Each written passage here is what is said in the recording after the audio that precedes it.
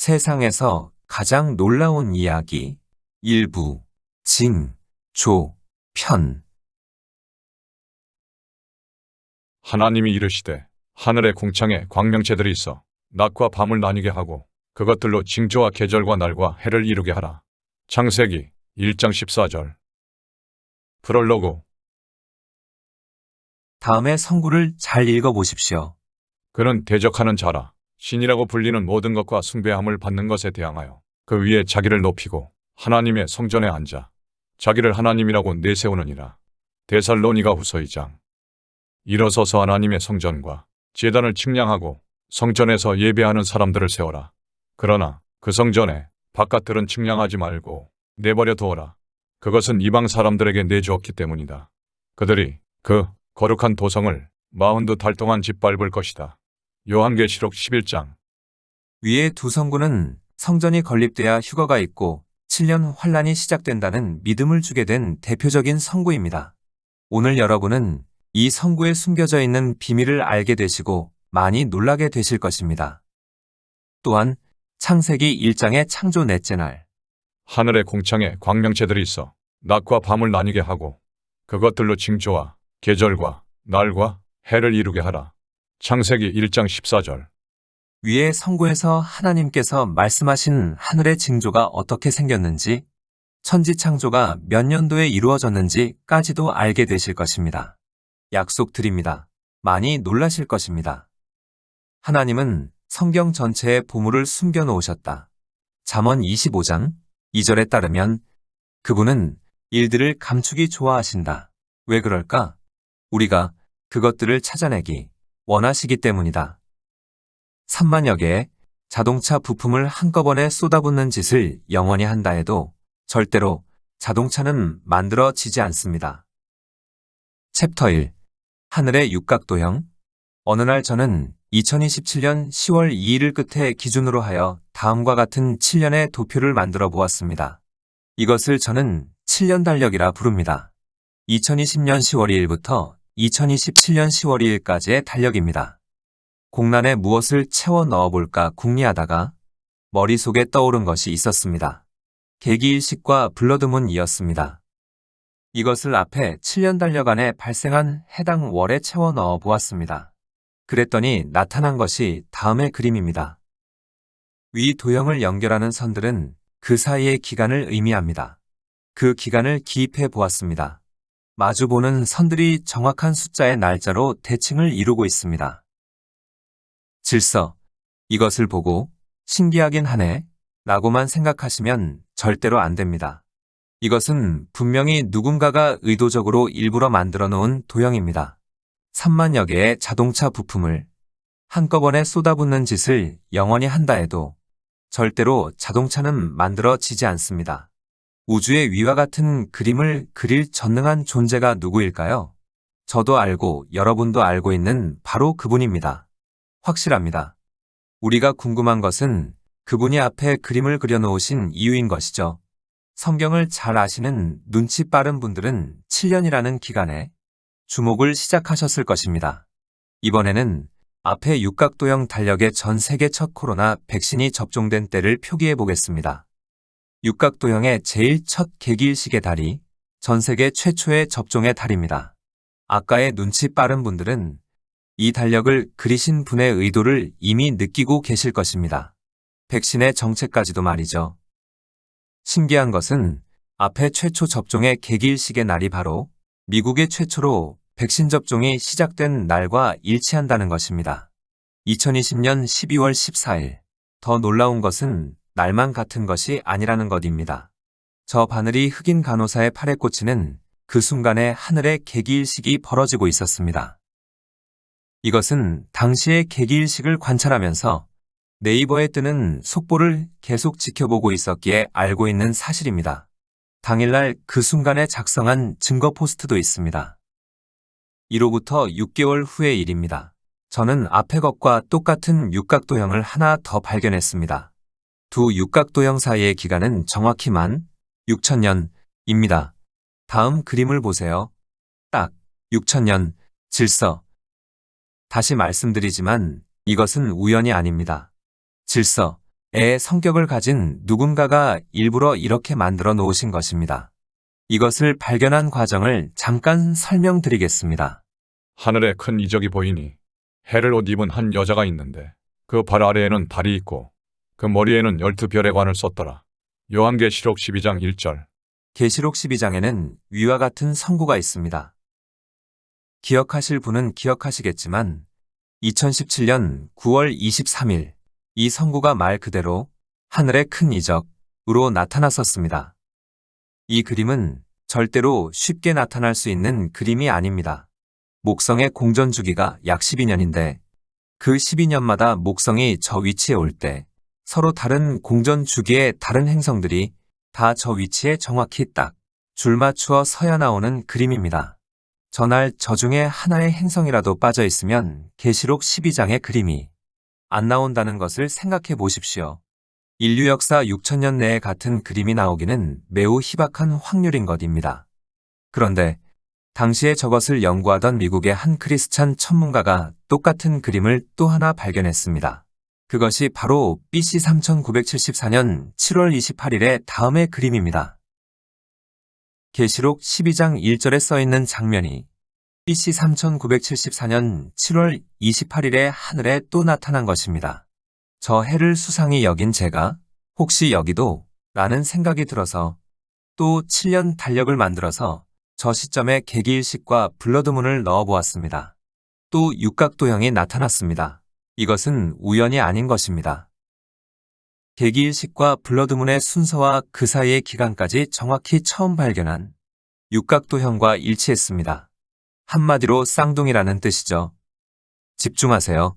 저 때의 달력을 보여드리겠습니다. 또 눈치 빠르신 분들은 위의 그림의 숫자들을 보고 제 생각을 눈치채셨을 것입니다. 저는 저 때 저 달력을 처음 보고서는 여자의 징조가 나타난 그날이 천지창조의 넷째 날이며 행성 운행이 시작된 첫 장면이라고 의심을 시작한 것입니다. 하필 저날이 일주일의 한가운데에 있고 그 끝인 7일째가 안식일이기 때문입니다. 하나님이 그가 하시던 일을 일곱째 날에 마치시니 그가 하시던 모든 일을 그치고 일곱째 날에 안식하시니라. 창세기 2장 2절. 저의 의심에 결정적으로 불을 붙인 것은 첫째 날 때문이었습니다. 실제 행성은 없었던 첫째 날이지만 천문 프로그램인 스텔라리움은 그것과 상관없이 그 전에 천문도 볼 수 있기에 저는 첫째 날의 하늘을 관찰했던 것입니다. 계기일식, 마치 이날이 창조의 첫째 날, 맞다고 일부러 방점을 찍어 놓으신 듯 계기일식이 첫날에 존재했습니다. 제 추측이 맞다면 창조의 첫째 날은 계기일식과 함께 시작한 것입니다. 한마디로 창조하신 분이 첫날 기념으로 표식을 남겨두신 것이죠. 특이한 것은 이것만이 아닙니다. 이 징조의 일주일이 1년 내에서 차지하는 위치 역시 우연이라고 말할 수 없는 질서를 이루고 있는 것입니다. 일곱째 달, 맨 마지막 7일간의 창조, 질서에 하나님, 발견한 사실을 보여드릴 뿐 동의를 강요하지 않습니다. 하지만 놀랄 일은 여기서 끝이 아닙니다. 또 다른 날, 저는 앞에 둘과 똑같은 육각도형을 하나 더 발견했습니다. 이 세 육각도형 사이의 시간의 간격은 정확히 4000년과 2000년입니다. 신기하죠? 이것을 발견하게 된 것은 여러 가지 수상한 일치 때문이었기도 하지만 특히 다음의 생각이 궁금증을 자극한 것입니다. 창조주께서 만들어 놓으신 질서, 인류 역사 정확한 6000년. 그렇다면 혹시 하는 생각이 든 것입니다. 십자가의 사건이 인류 역사 정확히 4대의 지점에 있었을지 모른다.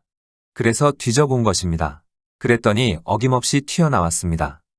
여러분, 여러 성경학자님들이 십자가의 해를 AD 30년이나 다른 어떤 해를 지목하고 있다는 거 저도 알고 있습니다.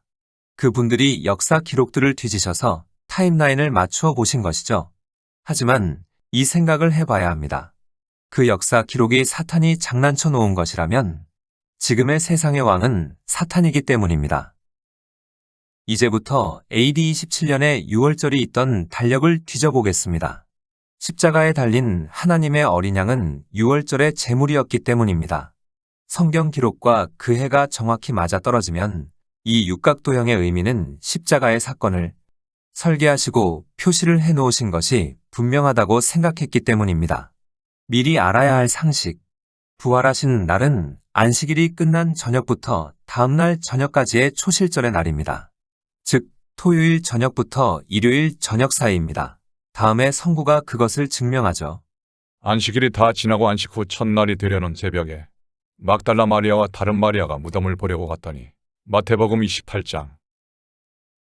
그들은 빈 무덤을 일요일 새벽에 발견한 것입니다.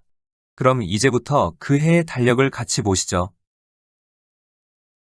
놀랍죠? 심지어 이 세 가지 해는 달력까지 똑같습니다. 결론을 말씀드립니다. 하나님이 이르시되 하늘의 궁창에 광명체들이 있어 낮과 밤을 나뉘게 하고 그것들로 징조와 계절과 날과 해를 이루게 하라. 또 광명체들이 하늘의 궁창에 있어 땅을 비추라 하시니 그대로 되니라. 창세기 1장 14절에서 15절. 위의 말씀 속에서 해와 달로 만드신 그 징조의 정체는 역사를 설계하신 분이 역사의 가장 중요한 사건을 표시해둔 바로 해와 달로 이루어진 이 육각도형일 가능성이 99%라고 저는 생각하는 것입니다. 하지만 여러분, 그때 만드신 징조는 이것 하나만이 아닙니다. 챕터 2는 그것의 이야기입니다. 챕터 2, 데칼코마니. 어느 날 저는 2027년 10월 2일을 끝에 기준으로 하여 또 다른 7년의 도표를 만들어 보았습니다. 여기에 개기일식과 금한일식을 넣어 보았습니다. 그랬더니 다음과 같이 선명한 데칼코마니가 나타났습니다. 좌우가 완벽하게 대칭을 이루고 있었습니다. 시간과 일식이 지나가는 경로 모두가 말이죠. 3만여 개의 자동차 부품을 한꺼번에 쏟아붓는 짓을 영원히 한다 해도 절대로 자동차는 만들어지지 않습니다. 모든 대칭을 다 다루면 글이 너무 길어지므로 대표적으로 신기한 것 하나만 살펴봅니다. 2023년에 개기일식이 사라진 바로 그 자리에서 1년 6개월 후 일식은 다시 시작됩니다. 그리고 그 경로는 정확한 대칭을 이룹니다. 이쯤 되면 그 누구도 이것이 우연이라고 말을 할 수 없을 것입니다. 이것은 누군가가 의도적으로 만들어 놓은 질서인 것입니다. 이제부터 잘 보세요. 중요한 이야기를 할 것입니다. 그동안의 모든 계시록의 타임라인 상식을 벗어버리고 고정관념을 떠나서 보셔야 합니다. 그러면 여러분은 정말로 놀라운 것을 보시게 될 것입니다. 앞에 데칼코마니를 정확히 7등분을 해봤습니다. 위에 둘째와 셋째의 기간을 자세히 보겠습니다. 바로 지금 현재의 시간이 포함되어 있는 타임라인이죠. 데칼의 좌측은 시간의 순서가 아래에서 위로 되어 있으니 보기 편하게 위와 아래를 돌려서 보겠습니다. 보이시나요? 데칼코마니의 7개의 나눔은 계시록의 7인의 순서입니다. 이것을 알게 된 것은 2월 말에 시작한 러시아와 우크라이나의 전쟁 때문이었죠. 이 전쟁으로 인해 셋째인의 예언이 너무나 선명하게 나타났기 때문입니다. 셋째인 2022년 6월부터 2023년 6월. 셋째 인을 떼실 때 내가 보니 검은 말이 나오는데 그 탄 자가 손에 저울을 가졌더라. 이르되 한 데나리온에 밀안되어 한 데나리온에 보리석 되로다. 요한계시록 6장. 세계밀과 보리 수출의 3분의 1을 차지하는 러시아와 우크라이나가 전쟁 여파로 농사를 짓기 어렵게 됐고 설상가상으로 최근 비료 가격까지 급등했습니다. 연합뉴스 기사 재앙 위에 재앙 더해진 격 밀이 11% 보리 31% 상승 식량위기 현실화 국민일보 기사 생각해보세요. 데칼코마니가 가리키고 있는 셋째인의 해가 지금 시작되었는데 지금 온 세계의 위와 같은 뉴스가 터져나오고 있습니다. 우연일까요? 모두가 더 늦기 전에 알아야 합니다. 데칼코마니는 하나님 아버지께서 우주에 그려놓으신 마지막 7년의 심판 설계도이자 요한계시록입니다. 갑자기 찾아온 2년간의 팬데믹에 의해 갑자기 일상을 빼앗긴 고통 속에서 우리는 벌써 7년 한란의 셋째인의 시기까지 온 것입니다. 확실합니다. 위 도표는 밀과 보리에 대한 러시아와 우크라이나의 전 세계 영향력입니다. 우크라 전쟁이 밀어올린 밀값, 일부 아랍권 식량난 비상, 세계 식량 위기 현실화, 각국 수출 중단 사재기까지 우크라 침공, 밀수인 민주콩고 동부의 기근 두려움 촉발, 연합뉴스, 지금은 명백히 셋째인의 시대입니다. 2022년 6월 현재 우리는 벌써 셋째인의 초입에 와 있는 것입니다. 각각의 인에 일어나는 일은 다음과 같습니다. 이 사람 이상한 소리 안에 휴거가 아직인데 무슨 지금이 7년 할란이란 거야. 분명히 위에 생각하시는 분들 있으실 것입니다. 잠시 후 그 의문이 모두 풀리실 테니 조금만 참아주세요. 앞에 데칼코마니는 명확히 마지막 7년을 가리키고 있고 그 안에 일식과 블러드문들은 요한계시록의 각각의 어떤 사건들을 지목하고 있습니다. 여러분, 지금은 명백히 7년 환란 중입니다. 7년 환란 첫째인 시작의 주인공은 바로 여러분이 집중하고 있는 이 코비드 백신이라 불리는 수상한 물질인 것입니다. 저는 이것이 우리 역사의 고통스러운 시간의 끝을 알리는 시작점이 되기를 바랍니다. 모두에게 백신은 안전하다는 인식을 줬으면 합니다. 챕터 3. 성전의 정체. 다음의 성구는 여러분이 7년 환란이 아직 아니라는 확신을 가지게 한 원인의 성구입니다. 제3성전이 세워지고 적그리스도가 나타나야 주님의 공중재림 곧 휴거가 있다고 풀이된 성구이기 때문이죠. 그는 대적하는 자라 신이라고 불리는 모든 것과 숭배함을 받는 것에 대항하여 그 위에 자기를 높이고 하나님의 성전에 앉아 자기를 하나님이라고 내세우느니라. 데살로니가 후서 2장. 하지만 여러분은 지금부터 많이 놀라게 되실 것입니다. 위 성구의 하나님의 성전은 여러분이 기다리는 제3성전이 아니기 때문입니다. 챕터 3과 챕터 4를 통해 이 사실을 분명하게 증명해 보여드리겠습니다. 하나님의 성전은 하나님이 거하시는 곳입니다. 구약과 신약 모두 통틀어 하나님이 거하시는 곳만이 하나님의 성전이라 칭호를 받았습니다. 너희는 너희가 하나님의 성전인 것과 하나님의 성령이 너희 안에 계시는 것을 알지 못하느냐. 누구든지 하나님의 성전을 더럽히면 하나님이 그 사람을 멸하시리라. 하나님의 성전은 거룩하니 너희도 그러하니라. 고린도전서 3장 16절에서 17절 말씀.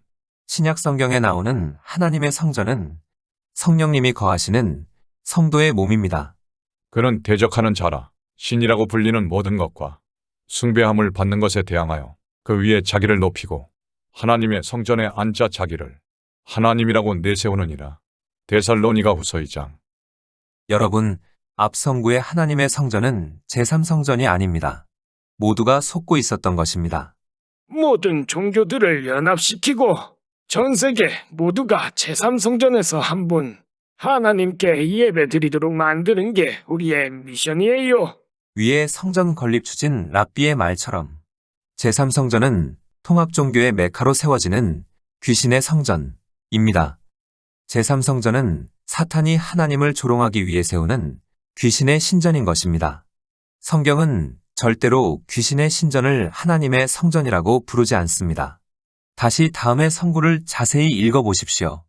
그는 대적하는 자라 신이라고 불리는 모든 것과 숭배함을 받는 것에 대항하여 그 위에 자기를 높이고 하나님의 성전에 앉아 자기를 하나님이라고 내세우느니라. 데살로니가 후서 2장.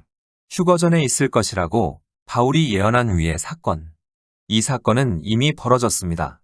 지난 2년간 지금의 백신은 짐승의 표는 아니고 짐승의 표 시스템으로 가는 과정일 뿐이다. 어쩔 수 없을 때는 기도하고 맞으면 된다. 2020년 12월 14일 계시록 13장의 첫째 짐승 미국에서 백신의 첫 접종이 시작되었습니다. 위에 흑인 간호사의 팔에 주사바늘이 꽂히는 바로 그 순간 하늘에는 개기일식이 진행되고 있었습니다. 당시 개기일식을 지켜보면서 캡처한 속보입니다. 1분 전 한 번, 그리고 4분 전 한 번. 그것이 아래 데칼코마니의 바로 저 개기일식입니다. 지난 2년간 있던 일들. 지금의 백신은 짐승의 표는 아니고 짐승의 표 시스템으로 가는 과정일 뿐이다. 어쩔 수 없을 때는 기도하고 맞으면 된다. 백신은 구원이라는 사진과 목사들의 접종인 증샷의 모습, 그리고 당시 교회들의 주보 모습입니다. 백신 접종은 나 자신과 이웃을 바이러스로부터 보호할 수 있는 가장 효과적인 방법입니다. 모두 백신 접종에 힘써 주시기 바랍니다. 코로나 백신이 넉넉히 확보되어 전 국민에게 속히 백신 접종이 이루어지게 하소서. 75세 이상 백신 접종에 어떤 사고나 문제가 일어나지 않게 하소서. 건강하고 안전한 예배를 위해 백신 접종 연령에 해당되는 분들은 정부 지침에 따라 협력을 부탁드리며 백신 접종하신 분들만 모든 공예배에 참석 바랍니다.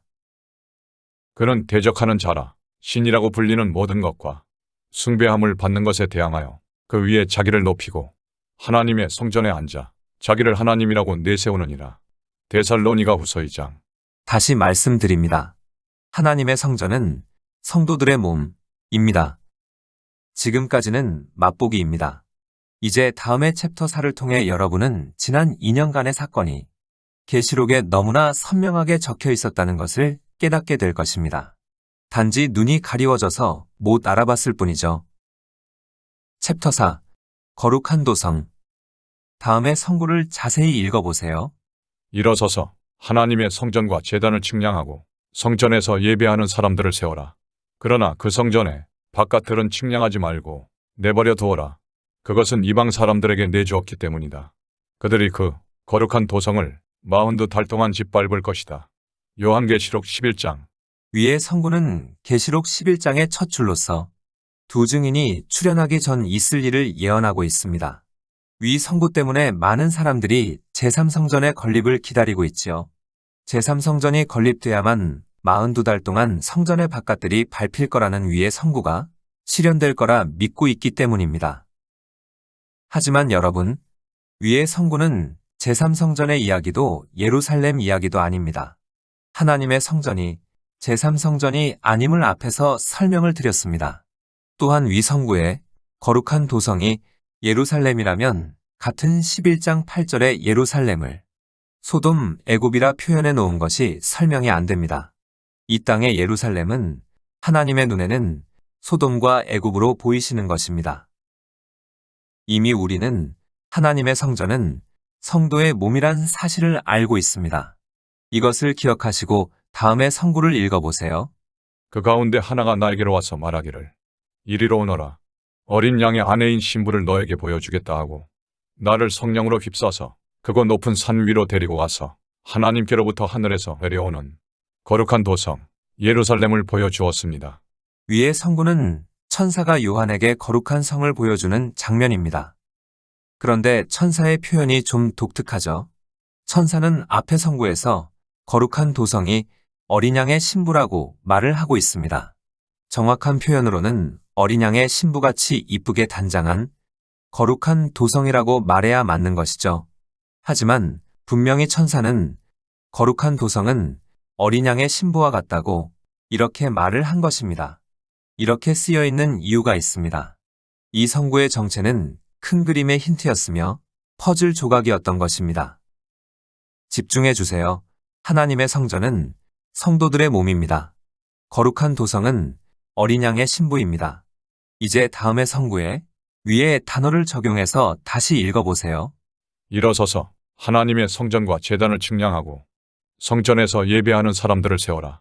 그러나 그 성전에 바깥들은 측량하지 말고 내버려 두어라. 그것은 이방 사람들에게 내주었기 때문이다.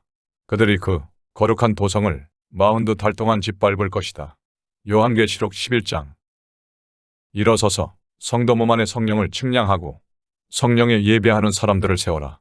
그러나 그 성도의 육체는 측량하지 말고 내버려 두어라. 그것은 이방 사람들에게 내주었기 때문이다. 그들이 어린 양의 신부를 42달 동안 짓밟을 것이다. 명확하죠? 이 성구는 이미 성경 속에 답이 있었습니다. 이것을 풀 수 있게끔 다른 성구의 퍼즐 조각을 숨겨 놓으셨고 그것을 2000년 동안 아무도 찾지 못했을 뿐입니다. 그리고 그것을 이제 보여주신 것입니다. 왜일까요? 지금이 주님이 오시기 직전인 마지막 때이기 때문입니다. 다니엘아, 마지막 때까지 이 말을 간수하고 이 글을 봉함하라. 다니엘 12장 4절. 이 두루마리의 예언의 말씀을 임봉하지 말라. 때가 가까우니라. 요한계시록 22장 10절. 봉인이 풀린 것입니다. 집중하세요. 우리들이 지금 들여다보고 있는 계시록 11장은 매우 중요한 타임라인에 힌트가 들어 있습니다. 앞에서 본 하나님께서 만들어두신 육각도형과 데칼코마니의 목적은 지금이 인류 역사 마지막 7년이라는 것을 말씀해 주시기 위해서였고, 분명히 우리는 7년 환란의 안에 들어와 있습니다. 계시록 11장에는 그 7년에 전 3년 반과 후 3년 반의 일이 적혀 있는 것입니다. 전 3년 반. 그들이 그 거룩한 도성을 42달 동안 짓밟을 것이다. 11장 2절. 후 3년 반. 그들은 1260일 동안 상복을 입고 예언할 것이다. 11장 3절. 위 두 기간이 각각의 3년 반이라는 장담을 하는 이유가 있습니다. 이방인과 두 증인은 같은 장소에서 공존할 수 없기 때문이죠. 만일 누구든지 그들을 해하고자 하면 그들의 입에서 불이 나와서 그들의 원수를 삼켜버릴 것이요 누구든지 그들을 해하고자 하면 반드시 그와 같이 죽임을 당하리라. 계시록 11장 5절. 예루살렘에서 활동하는 두 증인의 주변에는 이방인이 접근할 수가 없습니다. 접근하는 순간 살해당하기 때문입니다. 이제 우리가 알게 된 이 사실들을 데칼코마니에 그려보겠습니다. 이제 다시 성구를 보세요. 일어서서 성도 몸 안에 성령님을 측량하고 성령님의 예배하는 사람들을 세워라. 그러나 그 성도의 육체는 측량하지 말고 내버려 두어라. 그것은 이방 사람들에게 내주었기 때문이다. 그들이 어린 양의 신부를 42달 동안 짓밟을 것이다. 위 성구는 다음의 사실을 이야기하고 있습니다. 전 3년 반의 짐승이표는 육신은 죽이지만 영혼은 해치지 않는다. 이 말은 곧 후 3년 반의 짐승의 표는 육신과 영혼 둘 다 죽인다. 이 소리입니다. 누구든지 짐승과 그의 우상에게 경배하고 이마에나 손에 표를 받으면 불과 유황으로 고난을 받으리니 누구든지 밤낮 쉼을 얻지 못하리라. 계시록 14장. 이제 눈치채셨지요? 전 3년 반과 후 3년 반의 사건은 쌍둥이로 설계되어 있습니다. 짐승의 표는 전 3년 반과 후 3년 반, 둘 다 있었던 것입니다. 챕터 5. 계시록의 타임라인. 지금부터 그동안 발견해온 계시록의 타임라인을 설명을 드릴 것입니다. 여러분에게 부탁드릴 것은 그동안의 모든 선입견과 고정관념을 내려놓고 영의 상태에서 저의 이야기를 들어주셔야 한다는 것입니다. 그러면 여러분은 환히 열려 막힘없이 읽혀지는 계시록을 보시면서 많이 놀라게 되실 것입니다. 기억하세요. 지금은 모든 봉인을 풀어주시기로 약속하신 마지막 때입니다. 첫째, 일곱인, 일곱나팔, 일곱대접. 계시록 안에 들어있는 이 세 가지의 일곱 재앙은 법칙이 있습니다. 일곱인의 일곱 번째 인이 일곱나팔이고 일곱나팔의 일곱 번째 나팔이 일곱대접입니다. 이것을 그림으로 그려보면 다음과 같습니다. 일곱인은 7년이고 일곱나팔은 1년이고 일곱대접은 70일입니다. 이것을 7년 달력 도표로 그려보겠습니다. 계시록 6장의 일곱인. 위의 도표는 계시록 6장에 나타나 있는 일곱인의 순서로 도표를 만든 것입니다. 자세히 보시면 맨 아래 일곱 번째 인에 일곱나팔이 들어있는 것을 보실 수 있습니다. 일곱나팔이 1년의 기간이라는 것을 알아낸 것은 황충의 재앙이 5달의 기간이라는 것이 힌트였습니다. 잘 보세요. 계시록 안에는 일곱인의 순서가 적혀 있는 장이 또 있습니다. 바로 다음의 계시록 14장의 일곱 문단입니다. 위 그림의 세 번째 인을 잘 보세요. 큰 성 바벨론의 심판이 예고되어 있습니다. 지금부터 하는 이야기는 큰 성 바벨론에 얽힌 비밀 이야기입니다. 둘째, 진노의 포도주. 계시록 14장에 나타난 셋째인의 관련 성구를 자세히 보시겠습니다. 무너졌도다 큰 성 바벨론이요. 모든 나라에게 그의 음행으로 말미암아 진노의 포도주를 먹이던 자로다. 계시록 14장 8절. 14장에 무너진 큰 성 바벨론은 13장에 나타나는 첫째 짐승으로서 첫째 바벨론이자 초강대국, 미국입니다.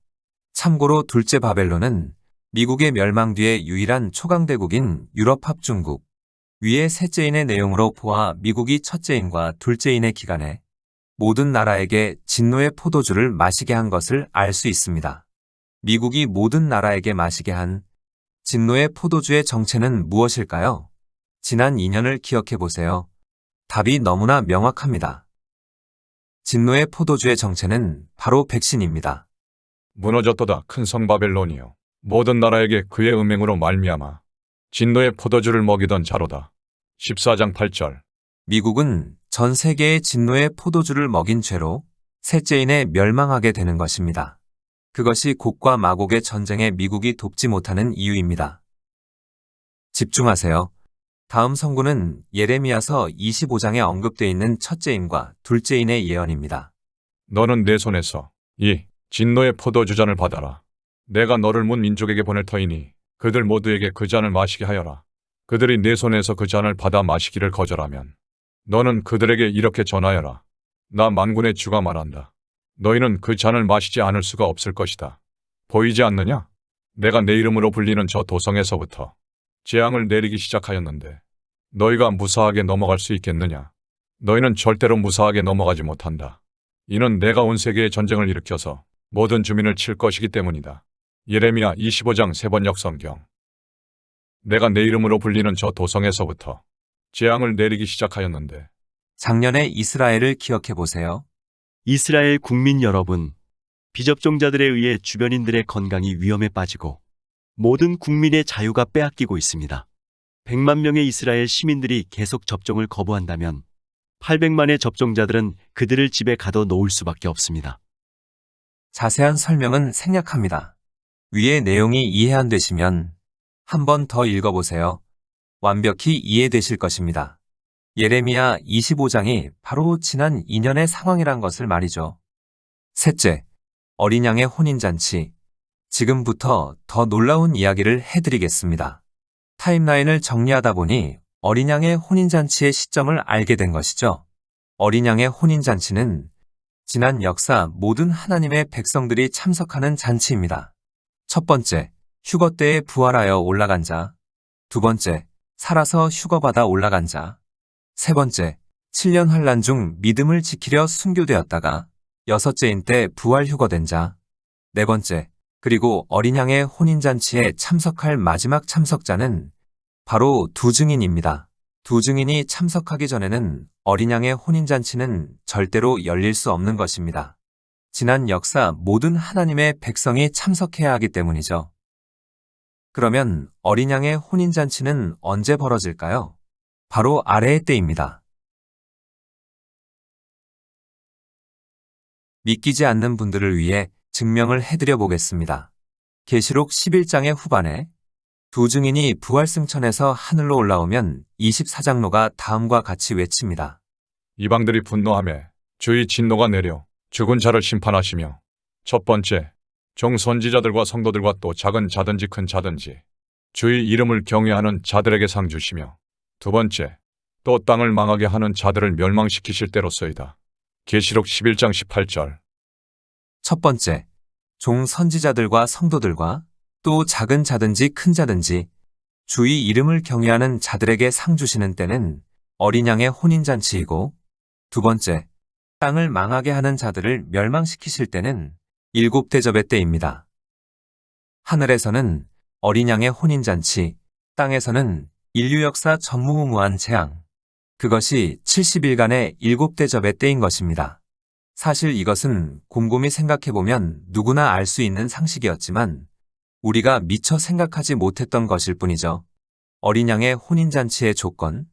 첫째, 남겨져 순교한 자들도 참석해야 한다. 둘째, 두 증인도 참석해야 한다. 답은 7년 환란의 맨 끝자락일 수밖에 없는 것입니다. 휴거가 그때라는 것이 아닙니다. 휴거받은 성도는 순교자들과 두 증인이 올라올 때까지 천성에서 기다리고 있게 되는 것이죠.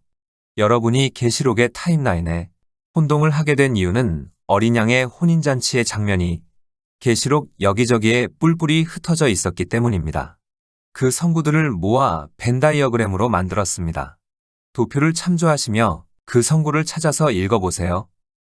다음의 그림 속 성구들은 한날 한시 한 공간에 벌어지는 어린 양의 혼인잔치의 장면입니다.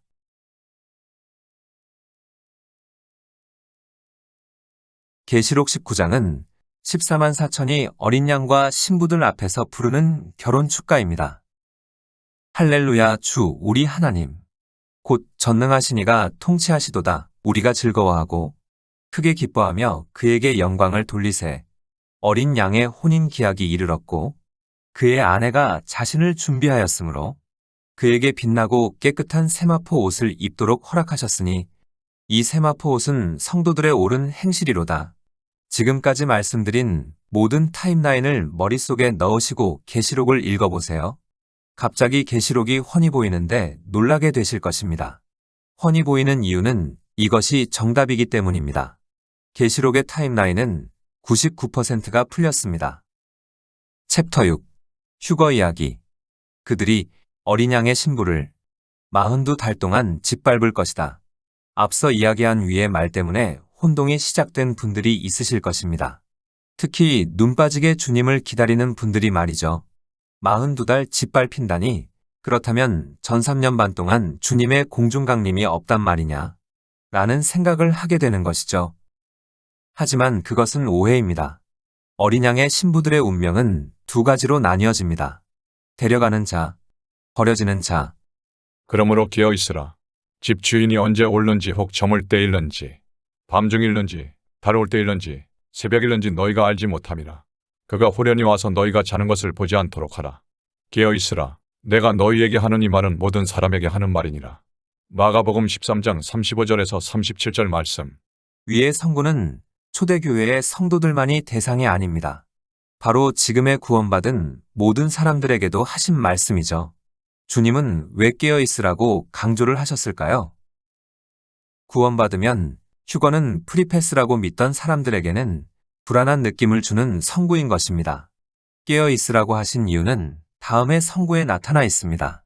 두 여자가 맷돌질을 하고 있으며 한 사람은 데려가고 한 사람은 버려둠을 당할 것이니라. 그러므로 깨어 있으라. 마태복음 24장. 앞의 선고는 깨어있지 않으면 버려짐을 당한다는 뜻이 분명한 예수님의 경고입니다. 지금 대부분의 성도들은 휴거의 시점을 다음과 같이 생각하고 있습니다. 하지만 위의 생각은 오해라는 것을 알고 있는 사람들이 있습니다. 데칼코마니의 존재를 알고 있는 사람들이죠.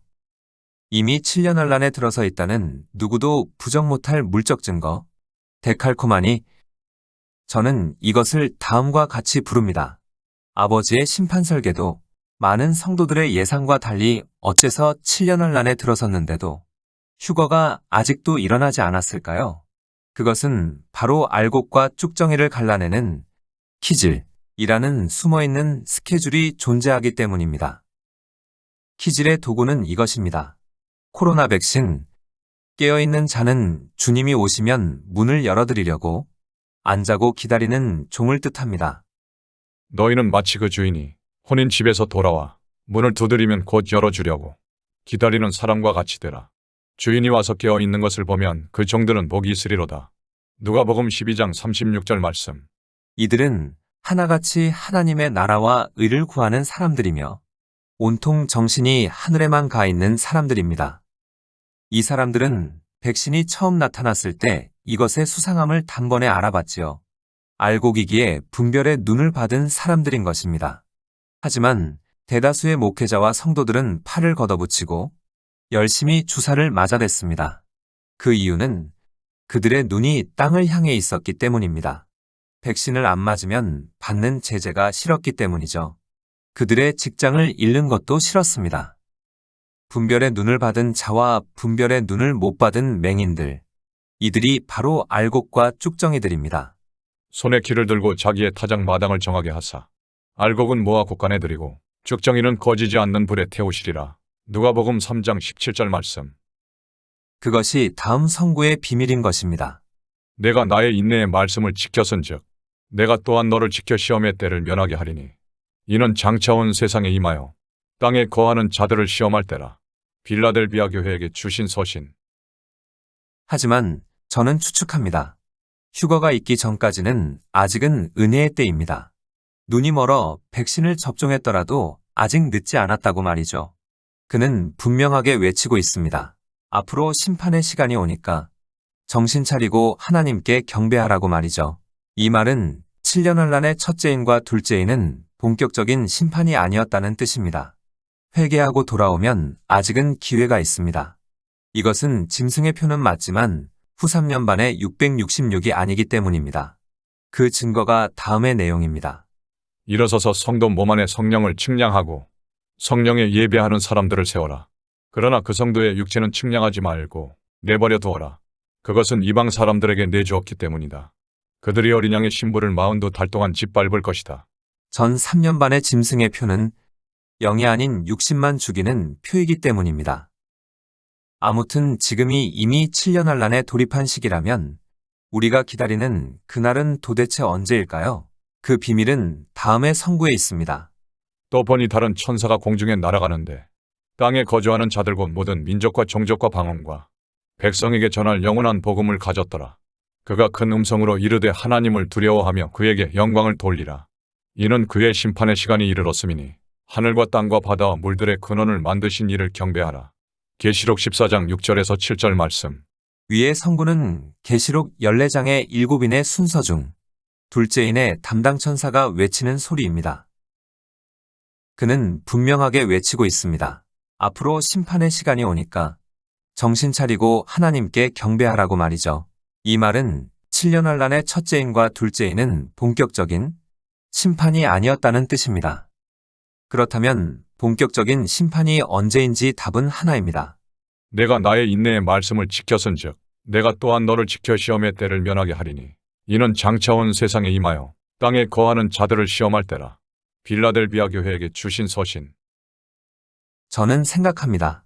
우리가 기다리던 신랑의 공중강림은 고지라고 말이죠. 이 이야기를 하는 오늘은 2022년 5월 23일입니다. 그분 곧 오십니다. 챕터 7 10월 2일의 비밀. 그러나 그날과 그때는 아무도 모르나니 하늘의 천사들도 아들도 모르고 오직 아버지만 하시느니라. 마태복음 24장 36절 말씀. 위에 성구를 손에 들고 날짜를 언급하면 이단이다라고 판단을 먼저 하는 분들 때문에 이 발언을 마지막으로 미뤘습니다. 고정관념의 발동으로 이 책에 대한 신뢰를 먼저 버릴 분들이 있을 가능성이 많기 때문이죠. 위 성구를 성경에서 찾아보십시오. 그 전후의 내용을 보면 여러분은 알게 되실 것입니다. 위의 성구는 휴거 즉 공중 강림 때를 말하고 있습니다. 지상 재림의 때가 아닌 것입니다. 7년 환란기에 주님은 2번 오십니다. 첫째, 휴거의 공중 강림. 둘째, 심판의 지상 재림. 이제 여러분 잘 생각해 보세요. 위에 2가지의 날 중 천사도 모르고 아들도 모르고 아버지만 아시는 날은 바로 공중 강림입니다. 지상 재림의 날은 비밀의 날이 아닙니다. 봄절기를 성취하시며 오신 주님은 다시 오실 때는 가을절기를 성취하실 것을 우리는 알고 있기 때문입니다. 지상 재림은 나팔절에 성취됩니다. 단지 그 해가 언제인지만 모를 뿐이죠. 그리고 육각도형과 데칼코마니의 끝의 기준인 2027년 10월 2일은 2027년의 나팔절이자 안식일입니다. 다시 말씀드립니다. 우리들은 명확히 7년 환란의 2번째 해를 살고 있습니다. 에필로그. 이 책을 읽고 저에 대해서 궁금한 분이 있으실 것이 예상되어 저에 대해 간략히 제 소개를 하겠습니다. 저는 30년 전 교회를 떠나 혼자서 성경을 읽으며 거듭난 가나안 성도입니다. 평신도이죠. 하지만 성경을 수백 번 읽은 평신도입니다. 자랑을 하고자 말하는 것이 아닙니다. 지금 제가 전하는 징조의 메시지가 성경의 문외한이 쓴 내용으로 치부될 것이 염려되어서입니다. 이 글의 처음에 언급한 빈 공란의 7년 달력. 이것은 2020년 11월 24일 새벽 꿈에서 본 도표입니다. 2027년 10월 2일을 마지막으로 한 달력. 꿈에서 깨자마자 잊어버릴까봐 부랴부랴 그린 그림입니다. 지금 하는 말은 아버지 앞에 맹세코 거짓말이 아닙니다. 당시에 그림을 그려놓고 쓴 포스트가 있습니다. 또한 처음부터 말세 특집을 지켜봐 주신 증인은 수백 명이죠. 제가 게시 비슷하게 받은 것은 앞에 7년 달력 이것 하나만이 유일합니다. 그 이후로는 제가 노력해서 찾으려고 안 해도 머릿속에 갑자기 생각이 떠오르는 대로 뒤져보면 어김없이 그것이 나타나는 경험을 계속했습니다. 1년 7개월간 고구마 줄기처럼 발견이 발견을 끌고 계속 튀어나왔습니다. 하지만 저는 최근까지 제가 하나님께 쓰임받고 있다는 말을 절대로 하지 않았습니다. 저 역시 제가 왜 이런 발견들을 하고 있는 건지 전혀 이해가 되지 않고 어리벙벙했을 뿐이고 저 같은 사람을 쓰실 이유가 없다고 생각했기 때문입니다. 하지만 지금에 와서야 조금씩 제 생각을 말씀드리고 있습니다. 제가 쓰임받고 있는 것 같다고 말이죠. 그렇지 않고서야 저 같은 맹한 사람이 이런 발견들을 할 수 있을 리가 없기 때문입니다. 저는 천문을 전혀 모르던 문외한 이였습니다. 잘 보세요. 제가 위에 발견을 해나간 시리즈의 이름은 말세 특집입니다. 지금은 420회를 넘어간 그 말세 특집의 첫 회를 쓴 날이 며칠일까요? 바로 2020년 10월 2일입니다. 신기하죠?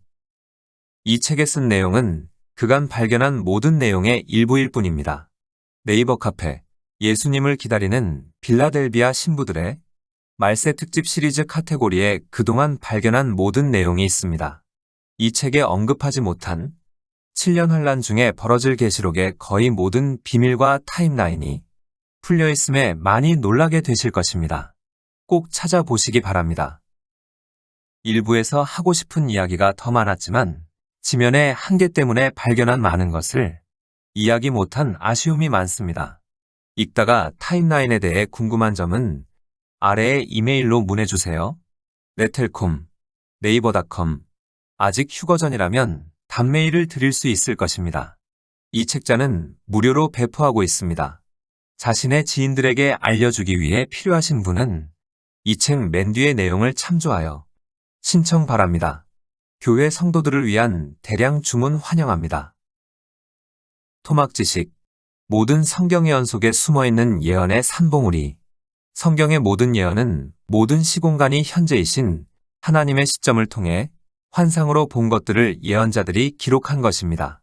인간의 두뇌로는 그 사건들 사이의 시간적 차이를 감별하지 못하기에 한 문장 안에 여러 시대의 사건들이 섞여져 있었고 지금의 성경학자들이 타임라인의 혼동을 계속 겪어왔던 것입니다. 지금까지 잘 보셨나요? 세상에서 가장 놀라운 이야기는 여러 편으로 나뉘어져 있습니다. 나머지 이야기들이 궁금하신 분들은 네이버에서 예수님을 기다리는 빌라델비아 신부를 검색하시면 됩니다. 그 전에 지금은 깨어나셔야 합니다. 주님께서 곧 오시기 때문입니다. 저희 모두는 이 영상을 통해서 한 영혼이라도 깨닫고 주님께 구원받기를 원합니다. 그것이 모든 영혼을 향하신 주님의 놀라우신 계획이자 사랑입니다.